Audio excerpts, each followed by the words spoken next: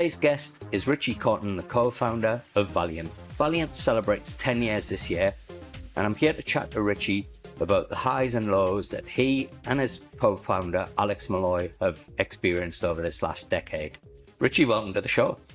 Thanks very much for having me. But before we talk about that, maybe if you could give our listeners and viewers just a little bit of an insight into Valiant and the big problem that you solve. Yeah, sure. So ultimately, it's interesting. We actually had one of our early investors the other day send us the initial PDF we'd sent them to apply for their accelerator way back in 2015. Now, we were kind of reading the articulation of our vision mission, and it really hasn't changed much, to be honest. And ultimately, that's all about how do we better connect a typically underserved market and small business with the right finance options for them at the right time on the right terms. I think maybe I'll talk about a few things I'm particularly proud of. Yeah. I think one was the way we navigated the business through COVID.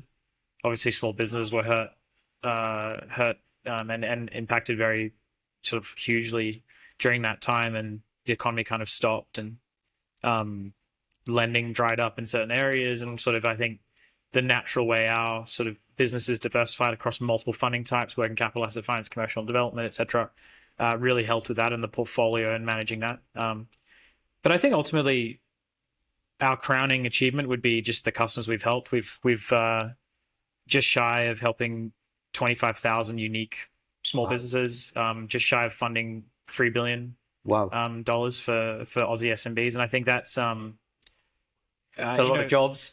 Yeah, a lot of jobs, a lot of GDP, a lot of, you can kind of approximate a few measures to it, but I think I'm really proud of that. I think ultimately, it's very easy to look at numbers on an aggregate level, but when I think of what goes into that $3 billion, for example, it's hopefully, and I believe it is, a whole bunch of people who just sleep easier at night. Yeah. How did you and Alex meet? We met at university, actually. Funny story, in my first year, Alex was actually one of my tutors for one of my courses. Wow. And I think I was probably that kid in class that when no one else put their hand up and there was an awkward silence, I said, "Oh, fine." And so we eventually, the next year I joined the same tutoring program, became a tutor. And so we ended up working together, and that's sort of when we started to hang out as a broader group. And what were you studying at the time? Everybody wanted to start. Yeah, exactly. Yeah, exactly. And we went through that whole series of emotions where, very quickly we realized we just didn't have the nous to pull off at that time. And it's not just that. Things like the regulatory sandboxes weren't ready, and a whole host of other things. So it takes decades to build a bank. And so the sort of technology we build, the way I describe it now, and sort of the direction we're heading, particularly from a tech perspective, is we're really an experience and orchestration infrastructure platform for finance, for B2B finance. And I think that the part that we find particularly exciting as sort of AI becomes more embedded in our daily lives, and just where technology is going is in an embedded context, like embedded lending context. So as a manufacturer or a reseller or a distributor, how can I embed finance at every part of kind of my sales motion so I can increase basket size? I can help customers get the most cost-effective way to ensure they're on a regular update life cycle. Technology is moving so quickly now.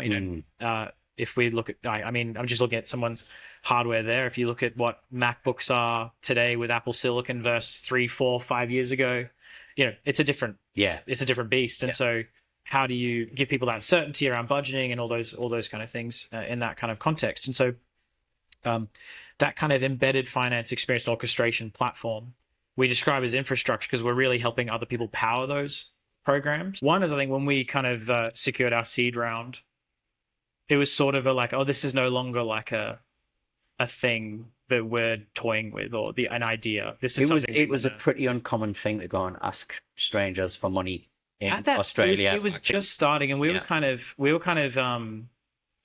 entering a time when for example, it was like Ben and Toby Heap had just kicked off AWI, and then they were just, I think at that time they were just about to roll it into H2 from memory, and all the accelerators were just starting. I think our kind of, lead investors in two early round investors, Reinventure and Carthona, had only just really started investing in this. And so I think it was, I think that point we were kind of part of a very select few that were able to raise like that. And I think that's probably where we're like, okay, now we have an obligation to make this work. Like, let's go. There's someone who, and a group of people who really know what they're talking about and see the whole market, and they're kind of telling us they believe in us, and that's carries a huge amount of weight, and it's not a responsibility that Alex or I take lightly. You know?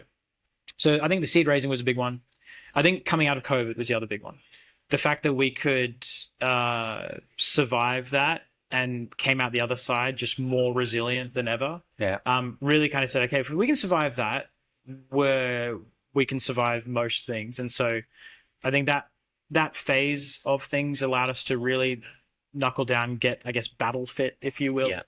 And then coming out the other side, that was okay. We're going to be good. We couldn't have done it without the 8 to 10 years prior. We had our first sort of partner in the embedded finance, embedded lending space say, hey, we launched a pilot with them here in Australia, and they said, hey, this is actually really great. We'd love you to come to the US. Can you say that again? Nobody ever says that about partnerships. Yeah, I think we've got a wonderful partner in them, and I think we've worked very closely with them. And the pilot here worked really well, and they kind of said, hey, how do you feel about coming to the US? And I sort of said, let me book my ticket. Yeah. I think this idea of embedded is massive for us.